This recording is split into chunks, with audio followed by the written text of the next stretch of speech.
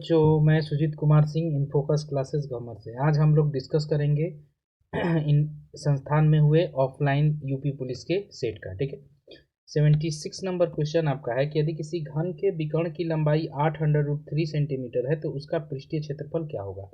हम मानते हैं कि घन की जो भुजा है हमारी,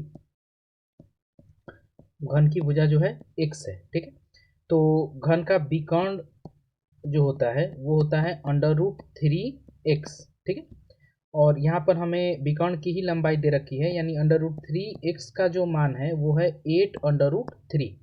√3 से √3 कैंसिल आउट होगा, x इज इक्वल टू 8, यानी उस घन की जो भुजा होगी वो 8 सेंटीमीटर की होगी। पूछ रहा है कि उसका पृष्ठीय क्षेत्रफल। हम जानते हैं कि घन में 6 पृष्ठ होते हैं और एक पृष्ठ जो होता है उसका एक वर्ग के अनुसार होता है, यानी कि ए तो इस एक पृष्ठ का क्षेत्रफल ए स्क्वायर और 6 पृष्ठ हैं। ठीक है,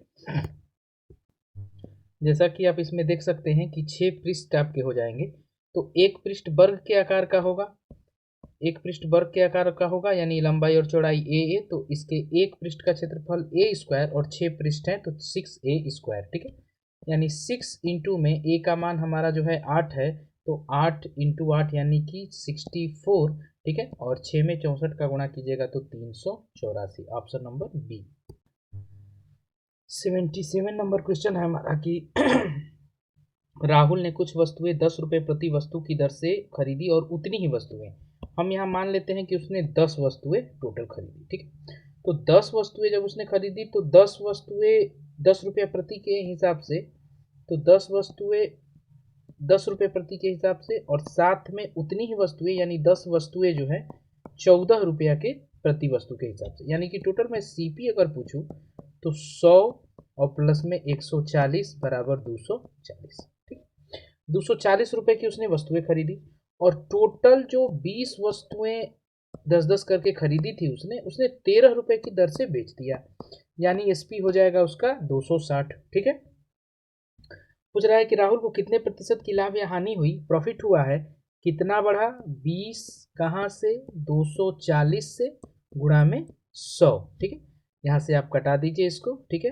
तो इस हिसाब से हमारा 2 से 12 में और 4 से कटाइएगा तो 3 25, यानी 25/3 यानी 8 से ही 2/3% का जो है प्रॉफिट हो जाएगा। Option number D. 78 number question देखिएगा, इसमें दो जगह से वो ब्याज प्राप्त कर रहा है, चक्रवृद्धि ब्याज, और उनका डिफरेंस आपसे पूछ रहा है। ठीक है, तो इसमें पहला कंडीशन जो दे रखा है उसने, पहला कंडीशन में कि 2 वर्ष के लिए 5% वार्षिक चक्रवृद्धि ब्याज की दर से 1,000 रुपये की धनराशि पर। ठीक है, 1 वर्ष के लिए। ठीक है, तो इसमें सीधा है कि पहला वाले में वार्षिक स्तर पर ही ब्याज की गणना की जा रही है, तो 5% का जो है 2 वर्ष का रेट हो जाएगा। ठीक है, 2r स्क्वायर के हिसाब से, तो 10.25, यानी कि यहाँ हम डायरेक्टली अगर 1,000 रुपये का 10.25 बाई 100 निकाल दें तो हमको 2 साल का 5% के वार्षिक चक्रवृद्धि ब्याज की दर से 1,000 का ब्याज मिल जाएगा, जो कि हो जाएगा 102.5। सेकेंड कंडीशन आप लोग देख रहे होंगे, सेकेंड कंडीशन में जो है 1,300 रुपया पी है हमारा, प्रिंसिपल जो है 1,300 है, आर 5% है और समय जो है 1 वर्ष है, लेकिन यहाँ ब्याज की गणना जो है 6 माही की जा रही है। तो जब ब्याज की गणना 6 माही की जाती है तो दर को हम लोग कर देते हैं आधा, यानी 5/2%, और इसका हम फ्रैक्शन मान अगर निकालें तो 5/2 और इंटू में 100, 5 से कटाइए 20 बार में, यानी 1/40। ठीक है, 1/40, और समय जो हो जाएगा वो 2 वर्ष की तरह व्यवहार करने लगेगा, 2 छमाही हो जाएगी। ठीक है, यानी कि 40 से पहले साल 41 होगा और अगले साल पुनः 40 से 41 होगा, यानी अंततः 1600 से 1681 होगा। ठीक है, यानी यहाँ दोनों का डिफरेंस जो है वो सीआई है, हमारा ब्याज है, यानी कि 81 यूनिट ब्याज है। ठीक है, तो हम लोग अगर डायरेक्टली 1,300 का 81 बटा में 1600, ठीक है, क्योंकि 1,300 हमारा रियल प्रिंसिपल है और 1600 हमारा माना हुआ, ध्यान दीजिए कि यूनिट में प्रिंसिपल है, 81 हमारा सीआई है, तो अगर हम 81 यूनिट की कीमत निकाल ले तो हमारा काम हो जाएगा। ठीक है, जब आप इसको कटाइएगा तो आपको आंसर मिलेगा 65.18, और जब डिफरेंस लीजिएगा तो 102.5 माइनस में 65.18, ठीक है। तो आपको आंसर मिल जाएगा 36.69, ठीक है, ऑप्शन नंबर बी। 79 नंबर क्वेश्चन है कि ट्रक, कार और ट्रेन की गति के बीच क्रमशः 3/8/12 का अनुपात है। कार एक समान गति से चल रही है और उसने 13 घंटे में 1040 किमी की दूरी तय की है। यहाँ से हमको कार की जो है चाल मिल जाएगी, कार की हमको स्पीड मिल जाएगी, ठीक है, कि 1040 डिवाइडेड बाई 13, ठीक है।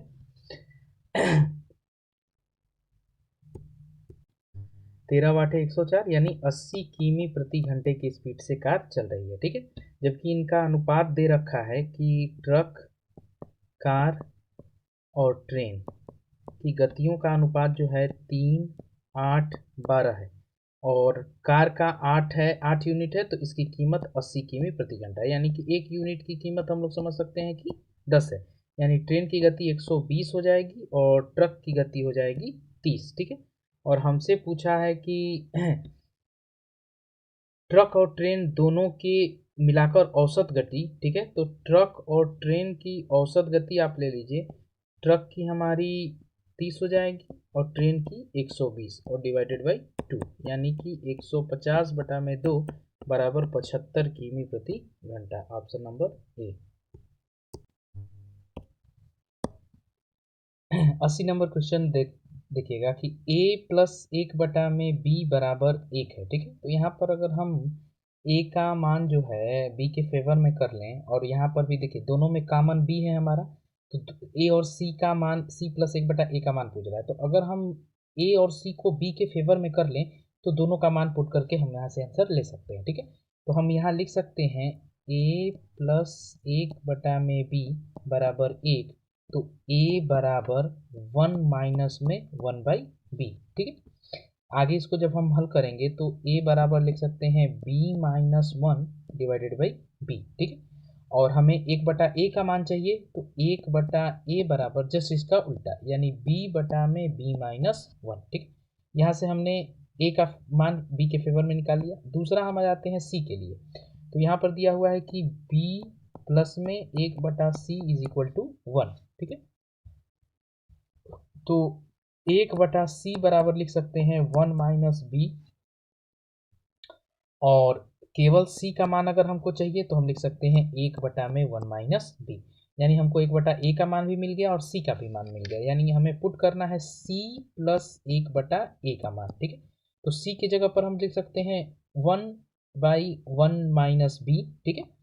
और 1/a की जगह हम लोग लिख सकते हैं, ठीक है, कि प्लस है तो प्लस का साइन दे देंगे, b/में b-1, ठीक है।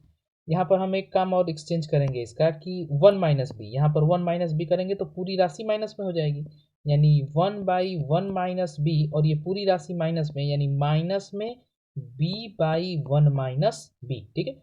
आधार सेम हो तो घातों को डायरेक्टली हम लोग जोड़ या घटा सकते हैं, यानी 1 minus b divided by 1 minus b, दोनों को घटा देंगे अगर तो हमारा मान हो जाएगा 1, ऑप्शन नंबर डी। 81 नंबर हम लोग का क्वेश्चन है कि 7 वर्ष पहले ए, बी और सी की औसत आयु 51 है। तो हम वर्तमान में सबसे पहले इन तीनों की आयु लाएंगे, यानी कि 51, ठीक है, इंटू में 3, औसत था तो 51 इंटू में 3, और साथ में 7 साल पहले है तो 21 साल तीनों के लिए, ठीक है। तो 3, 5, 3, 15, ठीक है, साथ में 21, यानी 3 एक कम 3 एक 4 और 15 दू 17, यानी वर्तमान में तीनों की आयु का योग जो है 174 हो जाएगा, ठीक है। नेक्स्ट इक्वेशन इसी में है कि ए बी से 3 वर्ष बड़ा है, तो ए की जो आयु है वो b+3 है, ठीक। और नेक्स्ट बोल रहा है कि बी सी से 3 वर्ष बड़ा है, यानी बी जो होगा वो c+3 होगा, क्लियर। और c अपना है, तो अगर हम ये देखें कि a प्लस बी प्लस में c बराबर कितना 174, तो c के जगह c रहने देते हैं, b के जगह पर c+3 लिख सकते हैं, लेकिन a के फेवर में c का फेवर हम बनाएंगे तो b की जगह पर हम c+3 रख सकते हैं। यहाँ जो b है यहाँ पर c+3 अगर रख दें तो a की आयु हो जाएगी कितनी c+6, यानी सबको अब c के फेवर में लिखेंगे कि c+6 a की जगह पर, सी प्लस 3 बी की जगह पर और सी की जगह पर सी बराबर 174, ठीक है। यानी 3C बराबर 6 6 12 12 6 3 9 और 174 में से हम 9 घटाएंगे तो 165, यानी सी की आयु हो जाएगी 165 डिवाइडेड बाई 3 यानी कि 55, ठीक है। और हमसे तीनों का अलग अलग पूछा है, तो देखिए सी का तो हो जाएगा 55, ठीक है, और ए का हमारा आयु हो जाएगा 55 प्लस 6 यानी कि 61, और बी का आयु हो जाएगा 55 प्लस 3 58, जो कि हमारे ऑप्शन नंबर ए में है, 61 58 और 55। 82 नंबर हम लोग का क्वेश्चन है कि माँ और उसके 6 बच्चे यानी टोटल हो जाएंगे 7 लोग, ठीक है। तो 7 लोगों की जो औसत आयु है वो 12 है, यानी कि टोटल हो जाएगा 84, 12 7 84, ठीक है। जो कि माँ की आयु शामिल न करने पर, यानी माँ की आयु शामिल नहीं कीजिएगा तो सिर्फ 6 लोग होंगे, ठीक है। तो 5 वर्ष कम हो जाती है, यानी कि सिर्फ 7 साल औसत आयु होगी, यानी 7 छक 42। आप देख पा रहे होंगे कि माँ यहाँ है, माँ यहाँ नहीं है, तो इनका डिफरेंस ही माँ की आयु होगी, यानी 2 और 8 में से 4 गया 4, यानी कि माँ जो होगी 42 वर्ष की होगी। 83 नंबर क्वेश्चन कर रहा है कि यदि किसी मशीन में प्रत्येक टी घंटे में K/5 किलोवाट, ठीक है, बिजली की खपत होती है, तो हम देखेंगे कि 1 घंटे में कितनी खपत होती है सबसे पहले, ठीक है। तो 1 घंटे में खपत होगी, 1 घंटे में खपत होगी कितनी, तो K/5 डिवाइडेड बाई टी, ठीक है, इंटू में टी।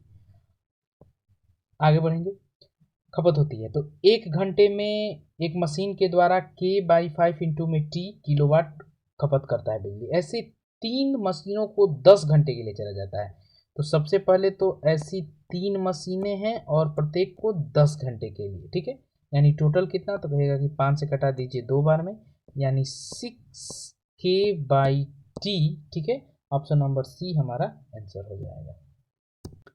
नेक्स्ट क्वेश्चन है हमारा, 8 बच्चे और 12 आदमी किसी कार्य को 9 दिन में पूरा कर सकते हैं, ठीक है। और आगे देख रहे होंगे आप, क्षमता दिया हुआ है, प्रत्येक बच्चे को कार्य पूरा करने में आदमी की तुलना में दोगुना समय लगता है, यानी मैन के सेंस में बच्चा जो है दोगुना समय लेता है, ये टाइम है, तो इफिशियंसी इसकी उल्टा 1 और 2 हो जाएगी, ठीक है। और उसके बाद हम लोग निकालेंगे सबसे पहले टोटल वर्क। तो टोटल वर्क के लिए कह रहा है कि 8 बच्चे, तो 8 बच्चे और 1 बच्चा आएगा तो उसकी इफिशियंसी 1 है, और 12 आदमी और 1 आदमी की इफिशियंसी 2 है, ठीक है। और ऐसा करके वो लोग 9 दिन में समाप्त करते हैं, यानी 8 एकम 8, 12 दूनी के 24 प्लस में ब्रैकेट में 9, ठीक है। 8 3 24 8 चौके 32 गुणा में 9 जो है हमारा टोटल वर्क है, और इसको करने के लिए कौन आ रहा है, तो 12 आदमी आ रहा है, तो 12 आदमी और 1 आदमी की क्षमता 2 इंटू में 2, ठीक है। 2 से कटा दीजिए 16 बार में, 4 चौके 16, 4 तिहाई 12, 3 तिली के 9, 4 तिहाई 12 3 में, ठीक है। 85 नंबर हम लोग का क्वेश्चन है कि 1000 की धनराशि को 5% वार्षिक साधारण ब्याज की दर से निवेशित किया गया है।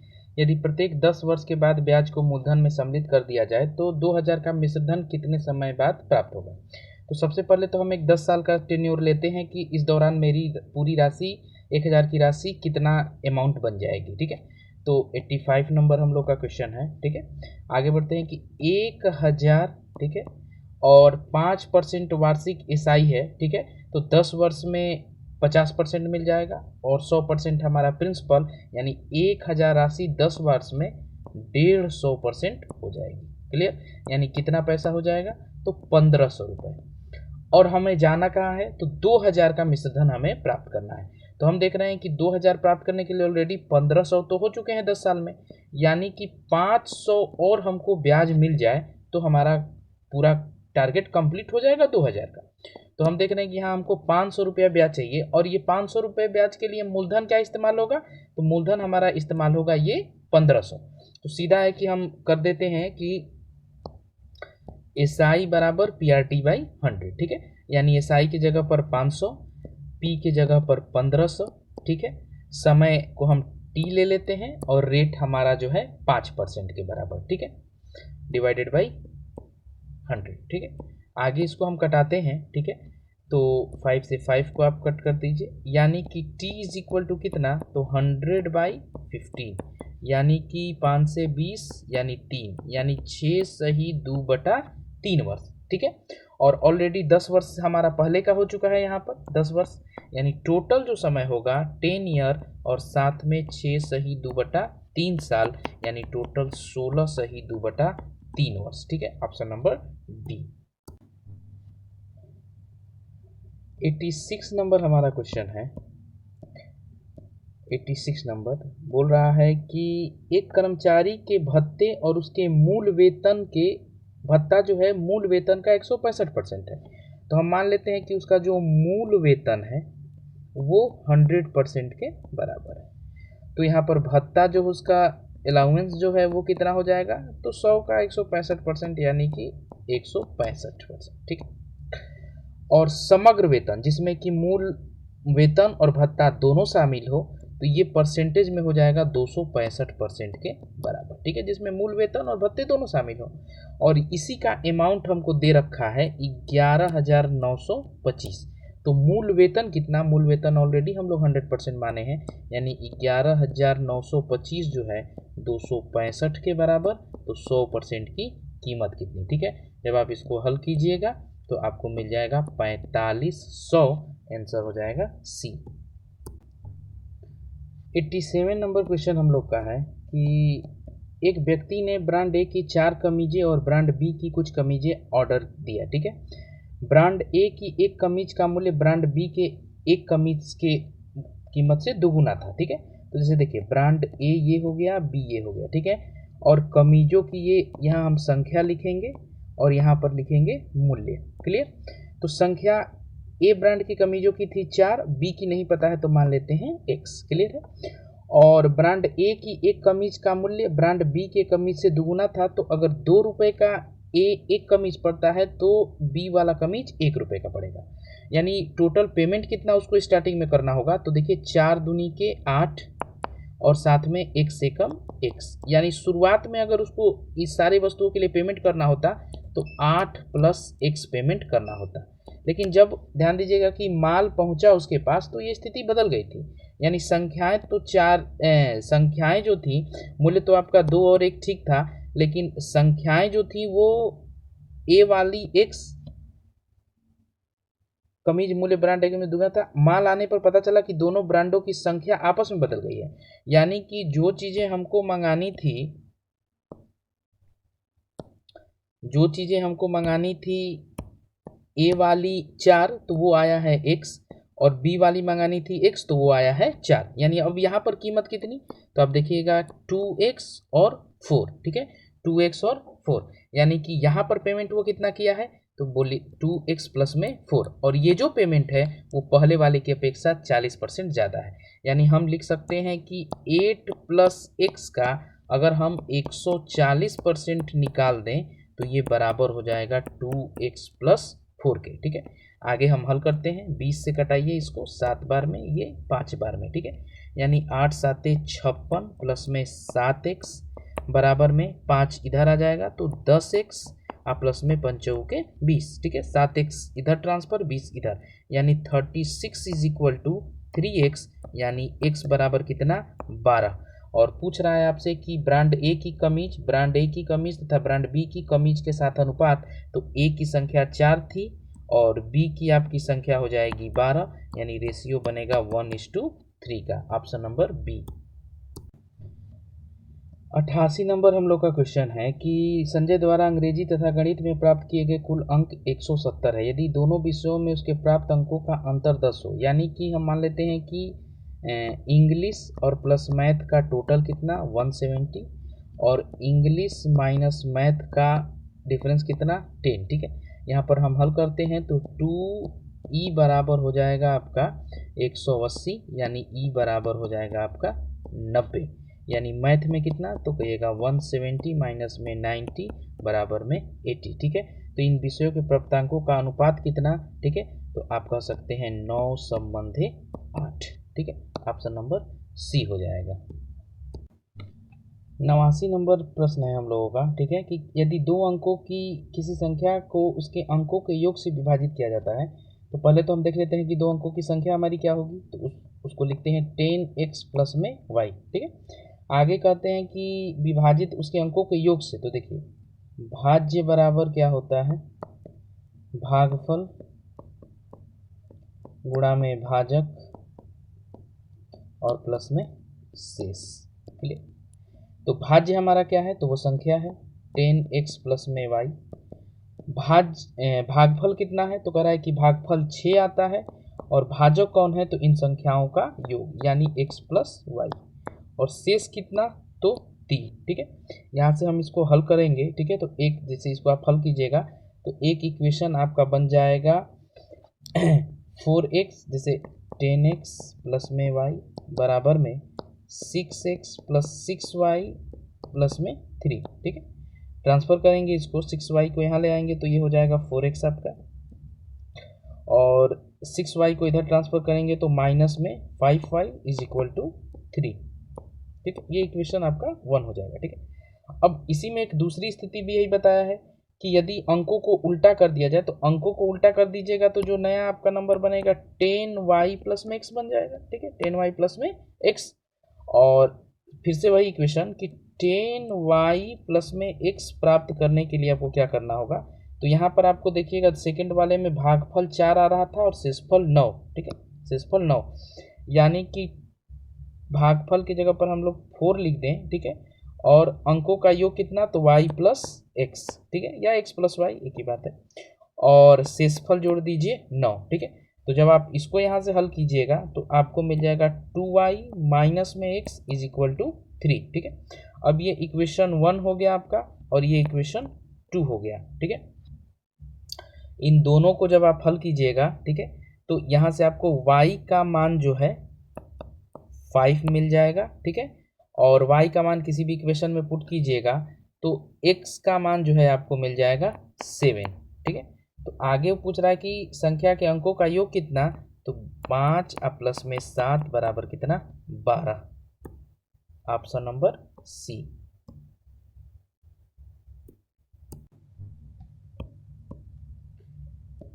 90 नंबर हम लोग का क्वेश्चन है कि एक संख्या 34n, ठीक ना, 34n, n यहाँ एक डिजिट है, अंक है, संख्या 11 से विभाजित होती तो n का मान। तो हम जानते हैं कि अगर कोई भी संख्या 11 से डिविजिबल है, कट जाती है, तो उसके सम स्थानों और विषम स्थानों का जो डिफरेंस होता है वो या तो 0 हो या तो 11 का मल्टीपल हो, यानी कि 34n, और यहाँ पर विषम स्थान 3 और जो प्लेसेस हैं 3 और n है, यहाँ पर इवन जो प्लेस है वो 4 है, यानी ऑड प्लेस 3, और यहाँ पर अगर हम 1 रखें तो 4 होगा, तब जाके ऑड और इवन प्लेसेस का अंतर जो होगा वो 0 होगा, यानी n की जगह पर आप 1 पुट कर सकते हैं। Option number 1।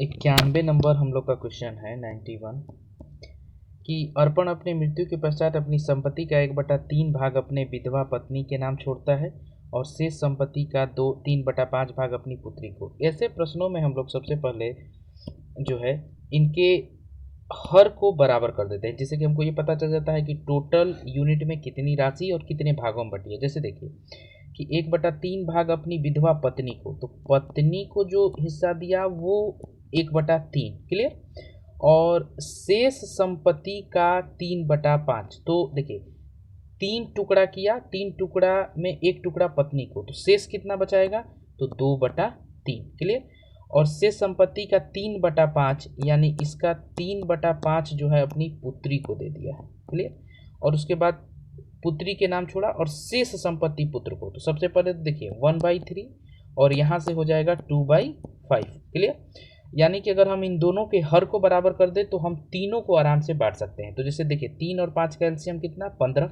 यानी कि इसके अंश और हर दोनों में हम 5-5 का कर देंगे गुणा। क्लियर, यानी कि 5/15 यानी 15 हिस्सा में 5 हिस्सा पत्नी को, 5 दूनी के 10 बटा में यहाँ 3 से गुणा करेंगे, 15 बनाना है तो 3 से। ठीक है, तो 3 दूनी के 6, 5 तिहाई 15, यानी 15 हिस्सा में से 6 हिस्सा पुत्री को। तो 6 5 11, 11 15 में से 11 हिस्सा तो पत्नी और पुत्री को दे दिया, यानी जो बेटा को उसने दिया है, अपने पुत्र को दिया है, वो 4/15 यानी 15 का 4 हिस्सा। तो यदि पुत्र को 6400 रुपये मिले, ये जो 6400 रुपये की राशि है ना, यही 4 के बराबर है। ठीक है, तो अर्पण की मूल संपत्ति कितनी है? मूल संपत्ति उसकी 15 थी। ठीक है, इंटू में 15, तो 4 एकम 4, 6 चौके 24। ठीक है, तो 16 गुणा में 15, देखिए 15 का स्क्वायर कर देते हैं 225, और एक बार 15 और जोड़ देते हैं, तो 225 और 15 240। ठीक है, यानी उसकी टोटल जो संपत्ति थी वो 24,000 थी। 91 का आपका सी नंबर आंसर हो जाएगा। ठीक है, 92 नंबर आप क्वेश्चन देखिएगा कि बोल रहा है आपको 92 में कि x इज इक्वल टू 1.242424 यानी रिपीटेशन है 24 का, और x is equal to p by q के रूप में अभिव्यक्त किया जा सकता है, जहाँ p और q धनात्मक पूर्णांक है। ठीक है, जिनका समापवर्तक नहीं है। समापवर्तक का मतलब कि इनका HCF जो है 1 है। ठीक है, तो p प्लस q का मान ज्ञात कीजिए। तो इसको ध्यान दीजिएगा कि हम लोग जो है फ्रैक्शन वाले मेथड से, ठीक है, हल करेंगे। जैसे इसको हम लिख सकते हैं 1.24 पर बार, और इसको हम हल कर सकते हैं 1 प्लस में जितने अंकों पर बार उतने 9 इनके हर के रूप में। ठीक है, बाकी जब आप इसको कटाइएगा यहाँ से, ठीक है, तो ये हो जाएगा 8/33। हल कीजिएगा तो 33 एकम 33 और 8 कितना 41/33। तो हमने इनको लिख दिया p बटा q के रूप में, और इनका कोई समापवर्त यानी कि HCF 1 के सिवा और कुछ नहीं है। ठीक है, यानी p प्लस में q इज इक्वल टू कितना 41 संबंध प्लस में 33 इज इक्वल टू 74। ठीक है, option number A. 93 number question है हम लोगों का कि दो संख्याओं का अनुपात 3 संबंधी 4 है। तो मान लेते हैं कि वो संख्याएं जो हमारी हैं 3x और 4x हैं। क्लियर है?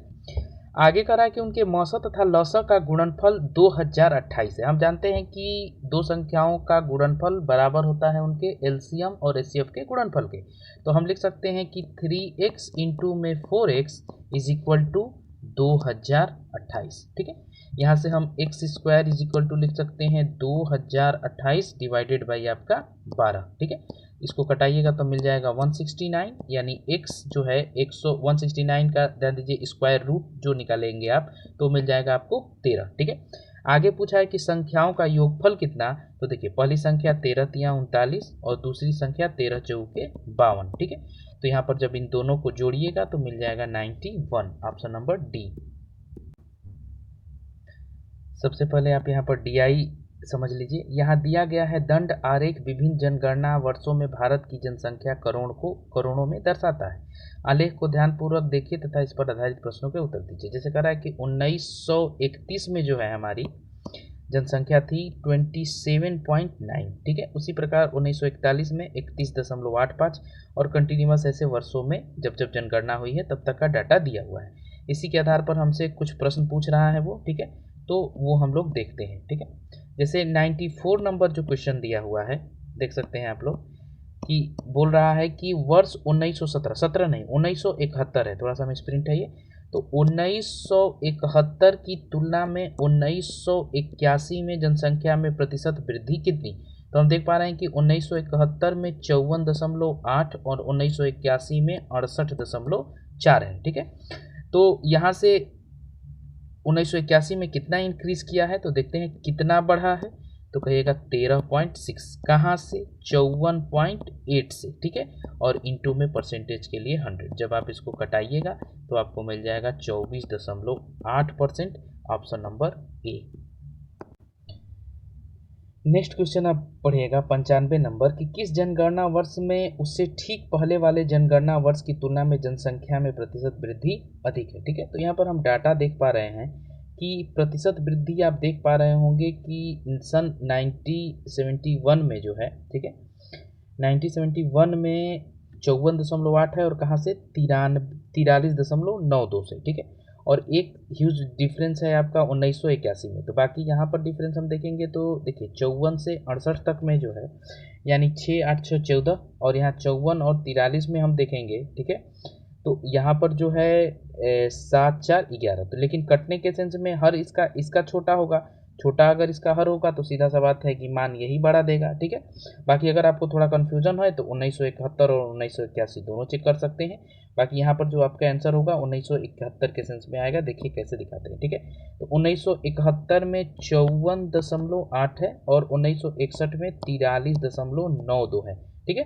तो कितना इंक्रीज किया है यहाँ से, यही पूछ रहा है आपसे कि प्रतिशत वृद्धि सर्वाधिक है। नहीं तो इसमें मान नहीं पूछ रहा है, सीधा आप देख सकते हैं, चेक भी कर सकते थे और नहीं तो ऐसे आप देख के भी लगा सकते थे कि 1900 आपका 81 और 1971। तो जब आप ये दोनों चेक कीजिएगा तो आपको 1981 में, क्योंकि देखिए डिफरेंस यहाँ पर 6 और 8 6 14 का है और यहाँ भाग जाएगा 54 से, ठीक है, लमसम में ले रहे हैं। और यहाँ पर 11 का है, भाग जाएगा 43 से, ठीक है। तो यहाँ पर आप देख पा रहे होंगे कि सबसे ज़्यादा ह्यूज डिफरेंस आपको मिल जाएगा 1981 वाले में, ठीक है। यानी ऑप्शन नंबर डी आपका सही हो जाएगा, ठीक है। 96 नंबर क्वेश्चन है हमारा कि किस जनगणना वर्ष में उससे ठीक पहले वाले जनगणना वर्ष की तुलना में जनसंख्या में प्रतिशत वृद्धि जो है सबसे कम देखी गई है, ठीक है। तो इसमें हम यहाँ पर जैसे एक अनुमानतः आप देखिएगा तो 1941 और 1951 ऐसे दो वर्ष हैं जहाँ पर आप देख रहे हैं कि इंक्रीज जो है, ठीक ना, बहुत मिनिमम हुआ है, ठीक है। तो हम जैसे कि अगर 1941 और 1951 में चेक कर लें, ठीक है, तो हमारा आंसर यहाँ से मिल सकता है, ठीक है। बाकी में आप खुद ही देख रहे होंगे कि एक ह्यूज डिफरेंस है, ठीक है। तो हम 1941 के लिए आते हैं। तो देखिए 1941 में जो है जो वृद्धि हुई है, ठीक है, वो 31.85 कहाँ से 27.96 से, तो कितना बढ़ा, तो 3.96 कहाँ से, तो 31 में, यानी कि 27.90 से, ठीक है। और इंटू में 100, जब आप इसको हल कीजिएगा तो यहाँ से आपको आंसर मिलेगा 14.16%, यानी कि 1941 में जो वृद्धि हुई है वो 14.16% की हुई है। नेक्स्ट वाला हम 1951 वाला अगर देख लें तो यहाँ पर जो वृद्धि हुई है 36.14 कहाँ से, 31.85 से, ठीक है। तो यहाँ पर जो वृद्धि हुई है वो है 7.78 कहाँ से, तो 36.14 से, ठीक है। हाँ ठीक है, 1951 में नहीं, 1951 में जो वृद्धि हुई है वो तो वृद्धि हुई है 1941 से, यानी कि 31.85 से, ठीक है, 31.85 से। आगे बढ़ते हैं, इंटू में 100, तो यहाँ से जो हमारा मान आ जाएगा वो आ जाएगा 13.47। बाकी में आप खुद ध्यान दे सकते हैं कि जो वृद्धि हुई है वो एक अच्छा खासा डिफरेंस लेके हुई है, यानी हम यहाँ पर अपना आंसर दे सकते हैं ऑप्शन नंबर बी जो है कि 1951 में सबसे कम वृद्धि देखने को मिली है।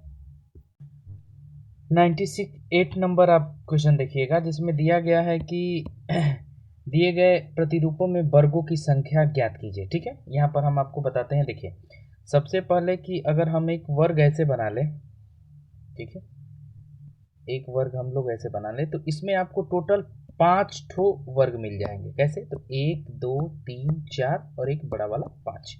तो सबसे पहले हम ये देखते हैं कि इतने इसके पेयर इसमें कितने बनेंगे। तो देखिए एक सेक्शन आपका यहाँ पर बन जाएगा, देख पा रहे होंगे आप लोग, ठीक है। दूसरा आपका ध्यान दीजिए ये बनेगा, तीसरा आपका ये बनेगा, चौथा आपका ये बनेगा। क्लियर, यानी कि एक में 5 है तो 5 गुणा में 4 बराबर 20 तो आपको यहाँ से मिल जाएंगे, ठीक है। अब हम लोग ध्यान दीजिए आते हैं रिटर्न में, इसमें ऐसा ही अब एक पेयर देखिए यहाँ पर ध्यान दीजिएगा कि एक आपका यहाँ बनेगा ये वाला एक पेयर, ठीक है, यानी 5 आपको यहाँ से मिल जाएंगे, ठीक है, 25। क्लियर, आगे बढ़ते हैं हम लोग।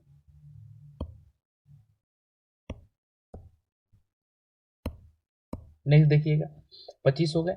उसके बाद देखिए ये वाले पार्ट ऐसे आपको कितने मिल जाएंगे, 4 ठो, ठीक है, ऐसे मिल जाएंगे आपको 4 ठो, ठीक है, यानी 25 और 4 कितना, 29 हो गए।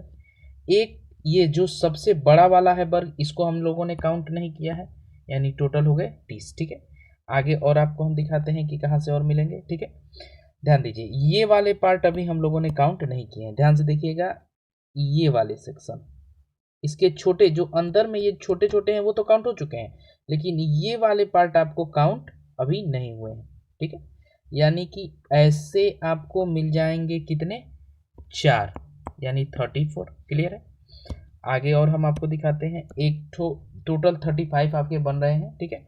और एक ठो आपका वर्ग जो है, ठीक है, वो बन जाएगा आपका ये वाला सेक्शन, ये पूरा बड़ा वाला, ये वाला आप देख पा रहे होंगे, ठीक है, ये वाला, यानी कि प्लस में 1, यानी 35 टोटल आपके जो है स्क्वायर इसमें बन जाएंगे।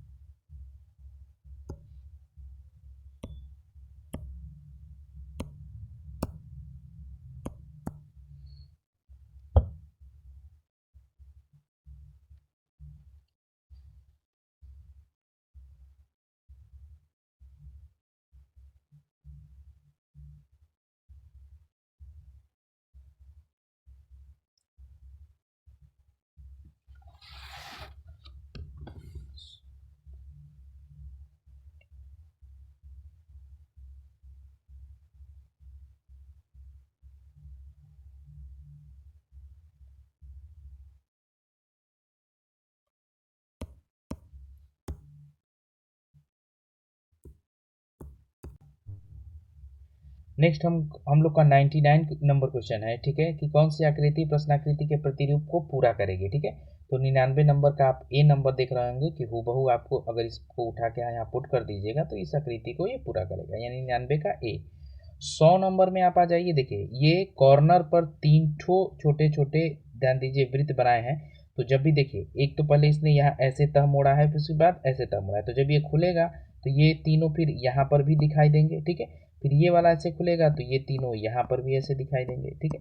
इसका मतलब कि आपका डी नंबर जो है आपका सही होगा। बी नंबर में अगर आप कंफ्यूज हो रहे होंगे तो आप देखिएगा कि यहाँ 3 है, तो ध्यान दीजिएगा कि एक जो यहाँ बीचों बीच दिया हुआ है वो कॉमन है, सब में है, यानी सब में सिर्फ 2-2 मिल रहा है, जबकि हमको मिलनी चाहिए 3, जो कि ऑप्शन नंबर डी में आपको मिल जाएगा, ठीक है। नेक्स्ट क्वेश्चन पर आते हैं, 101 नंबर आप देखिएगा, बोल रहा है कि स्नातक, डॉक्टर और प्रोफेसर, ठीक है। तो यहाँ पर हम आपको बताएं कि अगर आपको डॉक्टर बनना है तो आपको एमबीबीएस करना होगा। क्लियर, हम लोग झोला छाप डॉक्टर की बात नहीं कर रहे हैं, एमबीबीएस आपको करना होगा, और एमबीबीएस एक बैचलर डिग्री है, ठीक है। प्रोफेसर आपको बनना है तो इवन आप कहीं ना कहीं पीजी करते हैं, पोस्ट ग्रेजुएशन, और उसके बाद पीएचडी करते हैं, तब जाके आप एक प्रोफेसर बनते हैं। लेकिन इन दोनों कंडीशन में एक चीज कॉमन है कि आप ग्रेजुएट तो ऑलरेडी हैं, ठीक है, यानी एक सेक्शन आपका बन जाएगा ग्रेजुएशन का, ठीक है। अब इसमें ध्यान दीजिएगा कि सवाल ये कि क्या जो डॉक्टर होते हैं वो कहीं पढ़ाते नहीं है क्या, तो नहीं, ऐसे बड़े इंस्टीट्यूटों में आप देखिएगा, बीएचयू को आप ले लीजिए, वहाँ पर बहुत सारे डॉक्टर हैं जिनके आगे आप देखिएगा प्रोफेसर लिखा होता है, डॉक्टर की जगह प्रोफेसर लिखा होता है, यानी वो ऐसे डॉक्टर हैं जो ध्यान दीजिए ओपीडी भी देखते हैं और साथ में जो है वो पढ़ाते भी हैं। तो कुछ डॉक्टर ऐसे आपको मिल जाएंगे, ठीक है, जो कि आपके प्रोफेसर भी हो जाएंगे और डॉक्टर भी, ये कॉमन वाले पार्ट, ठीक है, यानी ऑप्शन नंबर ए आपका जो है सबसे सही है, ठीक है। नेक्स्ट हम आते हैं, आपका नेक्स्ट क्वेश्चन है आपका 102 नंबर। 102 नंबर क्वेश्चन है हमारा कि लड़की गायक राजनीतिज्ञ, ठीक है।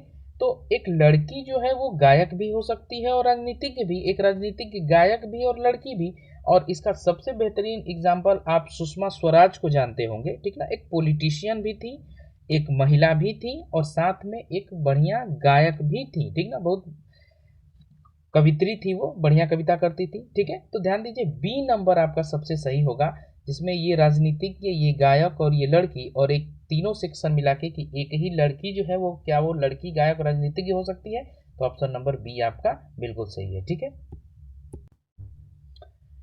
103 नंबर हमारा क्वेश्चन है कि किसी कक्षा में मोहन की योग्यता शीर्ष से 15वें स्थान पर है, तो शीर्ष से मोहन का ही बता रहा है कि ये 15वें नंबर पर है, और नीचे से मोहन का ही बता रहा है कि वो 50वें नंबर पर है, यानी कि ये जो पोजीशन है ये दोनों ही साइड से मोहन के बताए गए हैं, यानी टोटल कितने, तो 50 और प्लस में 15, लेकिन मोहन 2 बार यहाँ काउंट हुआ है तो माइनस में 1, यानी टोटल 64 स्टूडेंट उस लाइन में थे।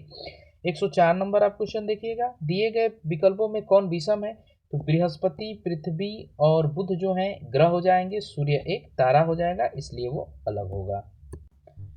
105 नंबर आप क्वेश्चन देख पा रहे होंगे कि देखिए, जैसे इसमें ऑप्शन नंबर ए सही है, क्यों अलग है, तो देखिए 31 में 7 जोड़िएगा तो 38 होगा, 64 में 7 जोड़िएगा तो 71, और 45 में 7 जोड़िएगा तो 52, लेकिन यहाँ पर जस्ट इसका उल्टा है कि 21 में 7 जोड़िएगा तो 28, ठीक है, इसलिए ऑप्शन नंबर ए आपका अलग है। 106 नंबर क्वेश्चन है, देखिए अल्फ़ाबेट के बारे में आपको बता दें, अल्फ़ाबेट से रिलेटेड जो भी प्रश्न आते हैं इसमें सबसे बेहतरीन तरीका होता है कि अगर आप देख के बना लें ठीक है, नहीं तो आप इनके पोजीशन तुरंत लिखें। पोजीशन लिखने से 99% क्वेश्चन ऐसे होते हैं अल्फ़ाबेट से रिलेटेड जो कि बन जाते हैं, ठीक है। जैसे 106 नंबर में जब आप इनके पोजीशन लिखिएगा, ठीक है, तो इसमें बी नंबर आपको अलग लगेगा, इसलिए ध्यान दीजिए क्यों, क्योंकि सब में जो है +2 का डिफरेंस है, ठीक है। लेकिन ऑप्शन नंबर बी में जब आइएगा, ठीक है, तो इसके लास्ट में y और z में है वो सिर्फ +1 का गैप है, ठीक है, इसलिए बी नंबर आपका अलग है। 107 नंबर क्वेश्चन आप देखिएगा, कह रहा है कि रमेश 2 किलोमीटर उत्तर की ओर चला, ठीक है। तो हमेशा ध्यान दीजिएगा कि अगर दिशाएं क्लियर हैं आपकी तब तो ठीक है, रियल दिशाओं के साथ कभी ऐसे प्रश्न आप नहीं कीजिएगा। आप एक छोटा सा डायग्राम खींच सकते हैं, ठीक है, जैसे कि ये नॉर्थ, साउथ, ईस्ट और वेस्ट, क्लियर है। बाकी ये दिमाग में है आपके तो खींचने की भी आवश्यकता नहीं है। आगे बढ़ते हैं, रमेश 2 किलोमीटर उत्तर की ओर चला, तो रमेश का स्टार्टिंग पॉइंट ये है और यहाँ से वो 2 किलोमीटर उत्तर की ओर चला, वहाँ से दाहिने घूमकर वो 1 किलोमीटर चला और यहाँ से पुनः दाहिने घूमा और 2 किलोमीटर चला। अब उसका चेहरा किस दिशा में, उसका चेहरा अब साउथ दिशा में चल रहा है, ठीक है ना। 108 नंबर आप देख सकते हैं, 108 नंबर क्वेश्चन कि अनुष्का एल बिंदु से प्रारंभ कर, एल बिंदु ये है और यहाँ से अनुष्का प्रारंभ करके 10 मीटर उत्तर की ओर चली, क्लियर, 10 मीटर उत्तर की ओर चली। आगे बढ़िएगा, उसके बाद बोल रहा है कि वह दाएं मुड़ी और 5 मीटर चली, ठीक। इसके बाद वह बाएं मुड़ी और 10 मीटर चली, ठीक है। इसके बाद बोला है कि वह बाएं मुड़कर 5 मीटर चली, तो बाएं मुड़कर 5 मीटर चली, यानी ये इसी लाइन पर वो आ जाएगी, ठीक है। आगे बोल रहा है कि वह एम पर पहुंच जाती है, एम पर पहुंच जाती है, तो यह प्रारंभिक बिंदु एल से कितनी दूरी पर है, तो देखिए यहाँ से वो यहाँ तक की जो दूरी है तो 10 ये और 10 ये, यानी 20 मीटर की दूरी है। 109 नंबर क्वेश्चन आप देखिएगा कि ए की ओर दिखा के बी ने कहा कि तुम्हारी माँ यानी ए की माँ जो है मेरी माँ यानी बी की माँ की छोटी बहन है, यानी ये दोनों आपस में बहनें हैं, ठीक है। और आगे बोल रहा है कि मेरी माँ की छोटी बहन है, तदनुसार ए बी का क्या है, कजिन लगेगा, ठीक ना, ऑप्शन नंबर बी आपका कजिन लगेगा। 110 नंबर क्वेश्चन आप देखिएगा कि एक लड़का और एक लड़की एक पार्क में खेल रहे हैं, लड़की के नाना की इकलौती बेटी, तो देखिए ये जो गर्ल है इसके नाना, तो नाना आएंगे कैसे, पहले मदर आएंगी और मदर के फिर फादर आएंगे, ठीक है। तो उसके नाना की इकलौती बेटी, नाना की इकलौती बेटी खुद इसकी माँ होगी, ठीक है। नाना की इकलौती बेटी लड़के के बॉय के पिता फादर की बहन है, ठीक है ना, बहन है। आगे बढ़ते हैं, लड़का लड़की से कैसे संबंधित है, तो लड़का ध्यान दीजिएगा कि इस गर्ल की ये मदर का भाई मामा, ठीक है, और मामा का लड़का जो है ममेरा भाई, यानी ऑप्शन नंबर डी आपका सही है। देखिए सवाल है 111 नंबर की, एक पुरुष और एक महिला एक कमरे में बैठे हुए हैं, पुरुष की सास, तो देखिए ये सास है यहाँ पर, ठीक है। तो पुरुष की सास, तो उस मैन की सास कैसे होगी, तो मैन की पहले वाइफ होगी, क्लियर, और इसकी जो मदर होंगी वो मैन की जो मदर होंगी वो उसके वाइफ की जो मदर होंगी वो मैन की सास होगी। तो पुरुष की सास महिला की सास क्रमशः माँ और बेटी है, यानी कि ये जो महिला एक और बैठी थी, ठीक है, महिला की सास इसकी बेटी होंगी, ठीक है, यानी कहीं ना कहीं इसी की बात कर रहा है, ठीक है। और जो महिला है हमारी है वो है ये, ठीक है, महिला जो है वो ये है, तो इसकी सास इसकी बेटी है, क्लियर है। तो इसका एक पुत्र भी होगा कोई, ठीक है, या हस्बैंड होगा, ठीक है। आगे बढ़ते हैं, पुरुष उस महिला से कैसे संबंधित है, यानी इसका रिश्ता पूछ रहा है इस महिला से, क्लियर है। तो ये सास का पति हो जाएगा कौन, ससुर, ऑप्शन नंबर बी। 112 नंबर देखिएगा क्वेश्चन, एकदम इजी है, ठीक ना, जिसमें कि ए का पोजीशन 1 HAT यानी कि 8 + 1 प्लस में 20 यानी कितना 29। तो इसी प्रकार पैन का 16 + 1 प्लस में 14, ठीक है ना, इन सबको जोड़िएगा तो आंसर होगा 31, ठीक है। इसी प्रकार 113 भी है, पोजीशनों का योग, ए का 1 ई का 5 तो एच यानी 8 + 5 प्लस में 1 प्लस में 18, ठीक है।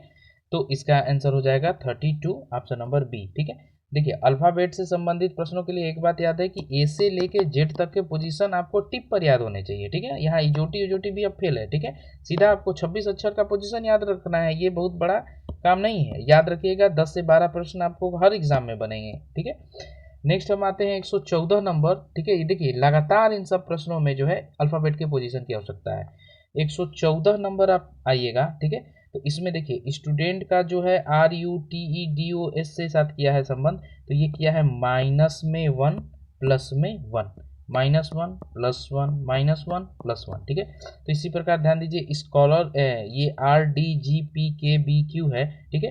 तो इसमें ध्यान दीजिएगा कि जैसे यहाँ वाले प्रश्न के लिए -1 + 1 -1 + 1, जब ये वाला कार्य कीजिएगा तो आपको 114 का जो है डी नंबर होगा, जिसमें कि -1 + 1 करके आपको ये वाला शब्द मिला होगा, ठीक है।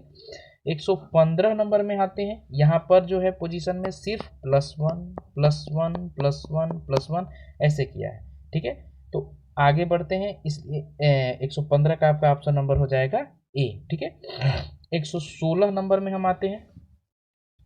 116 नंबर जो नंबर सीरीज है, ठीक है, इसमें अल्टरनेट काम किया है। जैसे देखिए 43 में एक कम कर दीजिएगा तो 42, 42 में एक कम कर दीजिएगा तो 41, तो 41 में एक कम कर दीजिएगा तो 40, ठीक है। बाकी 45 में एक बढ़ाइएगा 46, 46 में एक बढ़ाइएगा 47, 116 का हो जाएगा ऑप्शन नंबर बी, ठीक है। 117 नंबर में आ जाइए, B3PC6R, ठीक है। तो B का संबंध C से है, C का संबंध D से है, और कैसा संबंध है तो +1 +1 +1 का, ठीक है। 3 का संबंध 6 से है, 6 का संबंध 12 से, यानी 3 का दुगुना 6, 6 का दुगुना 12, 12 का दुगुना 24, तो 24 का दुगुना 48, ठीक है।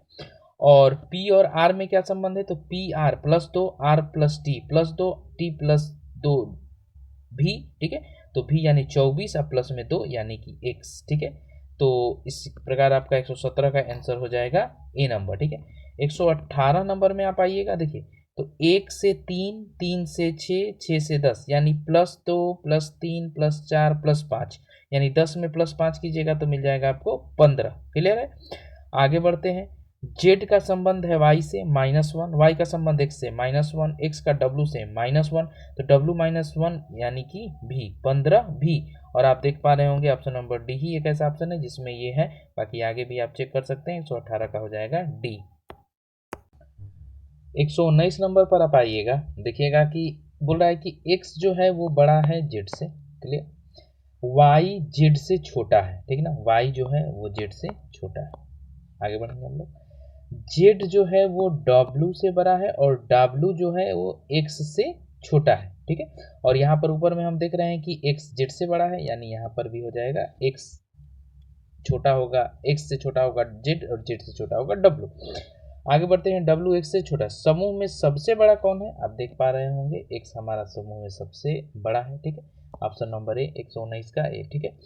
नेक्स्ट आइएगा 120 नंबर में करा है कि निम्नलिखित विकल्पों में से वह शब्द चुनिए जो दिए गए शब्द के अक्षरों से प्रयोग से नहीं बनाया जा सकता है। 120 का बिल्कुल इजी प्रश्न, बी नंबर जो ऐसा है, ठीक है, कि आप नहीं बना सकते क्योंकि इसमें एल का इस्तेमाल हुआ है, और पूरे ही यहाँ पर आप कैपेबिलिटीज में आप देखिएगा कि एल का कहीं एल तो है, एल है, इसमें एल है, लेकिन ध्यान दीजिएगा कि इसमें हमको बी नंबर वाले ऑप्शन में 2 एल की आवश्यकता है, जबकि इसमें सिर्फ कैपेबिलिटीज में एक ही एल है, ठीक है। तो ऑप्शन नंबर बी आपका सही होगा। 121 नंबर में हम आते हैं। 121 में शब्दकोश के अनुसार शब्दों का क्रम निम्नवत होगा, तो ध्यान दीजिए डिक्शनरी के हिसाब से इसको अरेंज करना है। 121 का हो जाएगा आपका डी, ठीक है। पहला पोजीशन पर आप एग्जामिनेशन को रखिए, उसके बाद दूसरे नंबर पर आप ध्यान दीजिए 30 को एक्सपेंडिचर को रख सकते हैं, ठीक है ना। उसके बाद आप एक्सपीरियंस को रखिए, फिर 2 नंबर को आप रखिए, ठीक है। तो ऑप्शन नंबर डी आपका आंसर होगा 121 का डी। सवाल है आपका 122 नंबर, व्यक्ति जीवनी, ठीक है। तो देखिए व्यक्ति और जीवनी का क्या संबंध है, व्यक्ति का पूरा मतलब कि भविष्य कैसे बीता है, कोई जीवनी अपना लिखता है तो उसके भूत में जो घटनाएं घटी होती हैं उन्हीं को लिखना है, ध्यान दीजिए उसका जीवनी होता है, ठीक है। तो घटनाओं की उसमें नियम कानून की कोई चर्चा नहीं होती है। जैसे आप यहाँ पर कंफ्यूज होंगे, ध्यान दीजिए बी नंबर और डी नंबर में कि देश का संविधान और राष्ट्र का इतिहास। तो देखिए देश का संविधान से संबंध ये है कि देश चलेगा कैसे, देश में क्या नियम होंगे, क्या कानून होंगे, तो इन सब बातों की चर्चा होगी देश और संविधान में। जबकि व्यक्ति के जीवन में उसके नियम कानून की चर्चा नहीं, उसका पूरा भूत कैसे बीता है, भूतकाल में उसने क्या क्या घटनाक्रम किए हैं उससे संबंधित है। और ये संबंध आपको राष्ट्र और इतिहास में कि एक राष्ट्र का भूत कैसे बीता है, यानी कि उसके भूतकाल में क्या क्या घटनाएं घटी हैं, वो चीजें आपको इतिहास में मिलेंगी, न कि संविधान में। यानी 122 का आपका हो जाएगा बी नंबर। ठीक है, 123 नंबर भी देखिए बहुत ही क्लोज प्रश्न है, नर लोमड़ी मादा लोमड़ी, नर लोमड़ी मादा लोमड़ी। ठीक है, तो इसमें जैसे आप कंफ्यूज हो जाइएगा कि तुरंत देखिएगा डी नंबर को लगा दीजिएगा और आपका आंसर हो जाएगा गलत। क्यों? क्योंकि देखिए यहाँ पर नर लोमड़ी का मतलब कि मेल को पहले रखा है और मादा लोमड़ी यानी फीमेल को बाद में रखा है, और यहाँ पर मादा मधुमक्खी को पहले लग दिया है। जबकि यहाँ पर आप देख रहे होंगे हिरण और हिरणी। ठीक है, यानी हिरण आपका नर यानी मेल हो जाएगा और हिरणी फीमेल हो जाएगी, यानी बी नंबर आपका सही होगा, न कि डी नंबर। ठीक है, 124 नंबर में आप आ जाइए। ठीक है, इसमें ध्यान दीजिए कि जैसे 210 में 11 जोड़िएगा तो 221, तो 343 में 11 जोड़िएगा तो 354, ऑप्शन नंबर डी। ठीक है, इसी प्रकार 125 नंबर में आप आ जाइए, बी वाई का संबंध है जी टी से, तो बी में अगर आप 5 जोड़ते हैं तो जी और वाई में 5 घटाते हैं तो टी। तो इसी प्रकार डी में 5 जोड़िएगा तो 4 और 5 4 9 यानी आई, और डब्ल्यू में आप 5 घटाइएगा तो आर। ठीक ना, I R, option number D. 126 number आप देखिए, 9 8 7 यानी सेम पोजीशन है, आई का पोजीशन 9, एच का पोजीशन 8, जी का पोजीशन 7, तो 6 5 4 यानी कि 6 आपका पोजीशन हो जाएगा एफ का, 5 हो जाएगा ई का, 4 हो जाएगा आपका डी का, F E D, option number B. ठीक है, आगे बढ़ते हैं हम लोग। 127 नंबर आप देखिएगा, बोला है कि सुरेश का जन्म 4 अक्टूबर 1999 को हुआ है। शशिकांत का जन्म सुरेश से 6 दिन पहले, तो 4 दिन अक्टूबर का और 2 दिन और कम कर दीजिए सितंबर में, यानी कि शशि का जो जन्म दिवस होगा वो 29 सितंबर होगा। ठीक है, 29 सितंबर। आगे कह रहा है कि उस वर्ष स्वतंत्रता दिवस, तो स्वतंत्रता दिवस जो होता है हमारा 15 अगस्त को, तो 15 अगस्त को जो है कौन सा दिन था, 15 अगस्त को हमारा रविवार था। ठीक है, रविवार के लिए आगे हम बढ़ते हैं। उस वक्त स्वतंत्रता दिवस रविवार को पड़ा, तो शशिकांत किस दिन जन्मता है, तो शशिकांत का जन्म हुआ है 29 सितंबर, यानी 16 अगस्त से 29 सितंबर तक टोटल दिन कितने, तो 16 दिन तो आपको मिल जाएंगे अगस्त में। ठीक है, 15 के बाद 16 दिन और अगस्त में, और 29 दिन मिल जाएंगे, 29वां दिन का पता करना है तो 29 दिन मिल जाएंगे आपको सितंबर में, यानी टोटल कितना 45 डेज।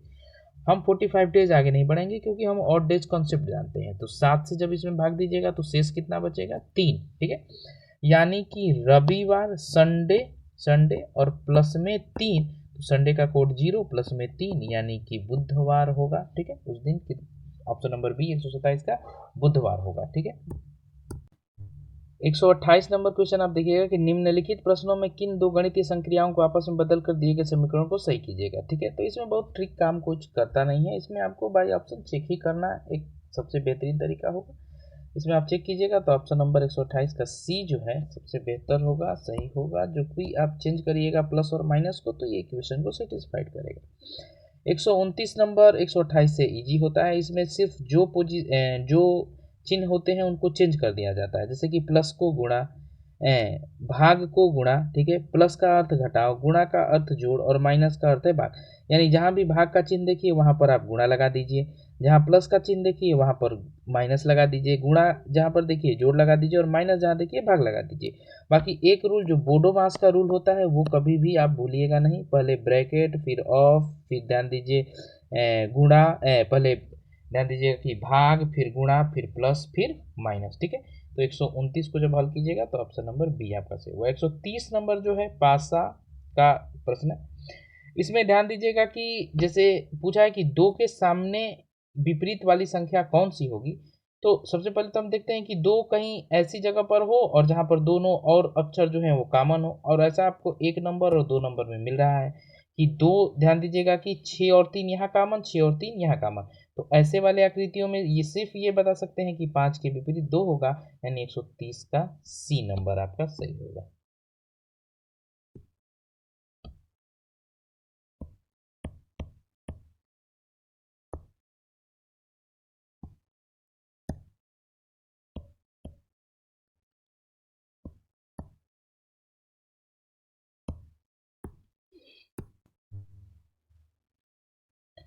एक 131 नंबर क्वेश्चन है कि कोई आदमी गधा नहीं है, ठीक है, और अजय आदमी है। तो सबसे पहले तो ये बता दिया कि कोई आदमी गधा नहीं है, यानी कि अब इस धरती पर जो भी आदमी है वो गधे नहीं है। और अगर कोई भी आदमी होता है तो एक बात तो तय है कि वो कभी गधा नहीं हो सकता है, यानी अजय आदमी है तो एक बात तो तय है कि अजय अजय कभी गधा नहीं होगा, यानी ऑप्शन नंबर 1 ठीक है। फिर आगे बढ़ते हैं, सभी आदमी अजय नहीं है, इसकी कोई भी चर्चा आप देख पा रहे होंगे कथन में, यानी कि 131 का आपका ए नंबर बिल्कुल सही है। आगे बढ़ते हैं, 132 नंबर आप देखिए, 132 कह रहा है कि सभी आमों का रंग सुनहरा है, ठीक है ना, यानी इस धरती पर जितने भी आम हैं वो सब सुनहरे रंग के हैं। दूसरा कह रहा है कि सुनहरे रंग की कोई भी वस्तु सस्ती नहीं, यानी कि जो भी वस्तु सुनहरी है वो सस्ती नहीं हो सकती है। और निष्कर्ष में पहला बात ये कह रहा है कि सभी आम सस्ते हैं, सभी आम आपके सुनहरे हैं और सुनहरे वस्तुएं सस्ती नहीं है, तो आम फिर कैसे सस्ता हो सकता है, यानी पहला आपका गलत। सुनहरे रंग के आम सस्ते नहीं है, ये बात बिल्कुल सही है, ठीक है। ऑप्शन नंबर 131 का 2 सही है, यानी कि केवल निष्कर्ष 2 सही है, 132 का बी हो जाएगा, ठीक है। 133 नंबर आप देख पा रहे होंगे, 133 नंबर आपका क्वेश्चन है कि कुछ चाकू चम्मच, सिलोजिज्म का क्वेश्चन है, पहले हम फिगर बनाएंगे। तो कुछ चाकू जो है वो क्या है, कुछ चाकू चम्मच है, ठीक है। आगे बढ़ते हैं हम लोग, कुछ कांटे चाकू, यानी कि कुछ कांटे जो हैं वो चाकू हैं, कोई कांटा हरा नहीं, कोई कांटा हरा नहीं, क्लियर। आगे बढ़ते हैं, निष्कर्ष में आ जाइएगा। तो निष्कर्ष में आपका पहला ये बोला है कि कुछ चम्मचे काटे हैं, तो कुछ चम्मचे काटे हैं, यहाँ तो न तो दोनों के बीच कोई संपर्क है, तो जब संपर्क नहीं तो संबंध नहीं, ठीक है। आगे बढ़ते हैं, कुछ चाकू हरे हैं, कुछ चाकू हरे हैं, चाकू का हरा से भी कोई संबंध नहीं, निगेटिव का सेंस थोड़ा सा है तो उस बारे में बात करेगा तो हम आंसर देते। बाकी यहाँ कर रहा है कि कोई कुछ चाकू हरे हैं, तो चाकू और हरे का संपर्क नहीं तो संबंध नहीं, कुछ हरे चाकू नहीं है, ये बात बिल्कुल सही है। तीसरा नंबर क्या है कि कुछ हरे चाकू हैं, तो कुछ हरे चाकू हैं तो फिर से वही बात, ठीक है, कि कुछ हरे चाकू नहीं है, कुछ हरे चाकू नहीं है, ठीक है, हरे का कोई भी संबंध चाकू से नहीं है। हाँ, यहाँ पर चाकू का कुछ पार्ट हरा नहीं ये तय है, लेकिन हरा का चाकू के साथ कोई संबंध नहीं, यानी तीसरा वाला भी आपका गलती होगा। चौथा नंबर में कुछ चाकू हरे नहीं है, ये बात यहाँ पर सही होगा, क्योंकि आप ये देखिएगा कि चाकू का जो ये वाला पार्ट है जो कांटा के अंदर है, और कोई भी कांटा हरा नहीं है, तो ये पार्ट भी आपका क्या होगा, हरा नहीं, तो ये कहना कि कुछ चाकू हरे नहीं है सही है बात। 134 नंबर हमारा क्वेश्चन है कि संख्याओं के निम्नलिखित अनुक्रम में ऐसे कितने सात हैं जिनके तत्काल पहले 6 किंतु तुरंत बाद में 8 नहीं। तो ऐसे पहले हम एक ग्रुप बना लेते हैं कि ऐसे कितने सात हैं, ठीक है, ऐसे कितने सात हैं जिनके तत्काल पहले 6 हैं और उसके बाद 8 आपका नहीं है, यानी सीधा है कि हमको 67 का ग्रुप खोजना है, ठीक है। 67 कितनी जगह पर है, और एक सावधानी बरतनी है कि उसके अंत में 8 नहीं होना चाहिए।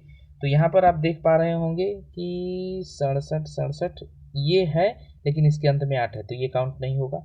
यहाँ पर आइएगा 67 मिला और अंत में 8 नहीं 5 है, यानी कि सिर्फ एक ऐसी जगह है 134 का ए नंबर जहाँ पर आपको 67 तो मिलेगा, अंत में 8 नहीं मिलेगा, ठीक है। 135 नंबर हमारा क्वेश्चन है कि अक्षरों की निम्न श्रृंखला में कितने पी ऐसे हैं जिनके आगे आर और पहले एस आता है, आगे आर और पहले एस, यानी एस पी आर का ग्रुप हमें खोजना है। आइए देखते हैं। तो सबसे पहला तो एस पी आर आपको यहाँ मिल जाएगा 1, अगला आपको एस पी आर यहाँ मिल जाएगा 2, अगला एस पी आर यहाँ मिल जाएगा 3, उसके बाद एस पी आर 4, और एस पी आर 5, यानी टोटल सी, यानी कि ऑप्शन नंबर सी 5 तो आपको ऐसे एस पी आर मिल जाएंगे। 136 नंबर आप देखिएगा कि दो अक्षरों जिनमें कि एक बाईं ओर से 22वां, तो इसी श्रृंखला में आप देखिएगा कि बाईं ओर से 22वां कौन है, ठीक है। तो यहाँ से जब आप काउंट कीजिएगा तो बाईं ओर से 22वां आपको ई पर आके मिलेगा, ठीक है, यहाँ ई पर, ठीक है। और दाईं ओर से 19वां, तो दाईं ओर से 19वां के लिए आइएगा तो यहाँ पर एस मिल जाएगा, ठीक है। और इन दोनों के बीच एस और ध्यान दीजिएगा कि ई के बीच जब आप काउंटिंग कीजिएगा तो यहाँ एल जो है एकदम बीचों बीच आएगा, यानी ऑप्शन नंबर सी आपका सही। 137 नंबर क्वेश्चन आप लोग देख पा रहे होंगे कि पासे का प्रसारित दिया हुआ है और इसका क्लोज वाला पूछ रहा है। तो ऐसे ऐसे वाले प्रश्नों में सिंपल है कि ये पोजीशन जो होगा इसके विपरीत होगा, और ये षष्ठभुज जो है ये वर्ग के विपरीत होगा, और ये जो 4 नंबर है ये इसके विपरीत होगा। और एक पासे में 3 सतहें आप देख सकते हैं और उनके विपरीत सतहों को आप नहीं देख सकते हैं, यानी जो भी पासा दिखेगा, जो भी सतह दिखेगा उसका बैक वाला सतह आपको नहीं दिखना चाहिए, ठीक है। तो आइए हम लोग देखते हैं इसमें आगे। तो 137 नंबर आप देखिएगा, ठीक है, जैसे पहला ए नंबर पर आ जाइए, तो इसमें वर्ग भी दिख रहा है, ठीक है, और वर्ग दिख रहा है तो षष्ठभुज नहीं, ठीक है। लेकिन एक यहाँ पर देखिएगा कि कौन सा नहीं बनाया जा सकता है, यानी कि बनने में तो देखिए वर्ग दिखा तो षष्ठभुज नहीं, सही है। ये वृत्त दिख रहा है तो ये प्लस वाला साइन नहीं, तो ये भी सही है। और ये दिख रहा है तो 4 नहीं दिख रहा है, यानी ए नंबर आप बना सकते हैं, ठीक है। फिर बी नंबर में देखिए तो बी नंबर में 4 दिख रहा है तो ये नहीं, ठीक है। उसके बाद ये दिख रहा है तो आपको ये नहीं, और षष्ठभुज दिख रहा है, यानी बी नंबर भी आप बना सकते हैं। सी नंबर पे आते हैं, वर्ग दिख रहा है तो षष्ठभुज नहीं, ठीक है। वृत्त दिख रहा है तो प्लस का साइन नहीं, ठीक है। और कट वाला साइन दिख रहा है तो 4 नहीं, यानी सी भी बना सकते हैं, यानी अंततः बचा डी नंबर, यही आपका नहीं बनेगा, बाकी आप चेक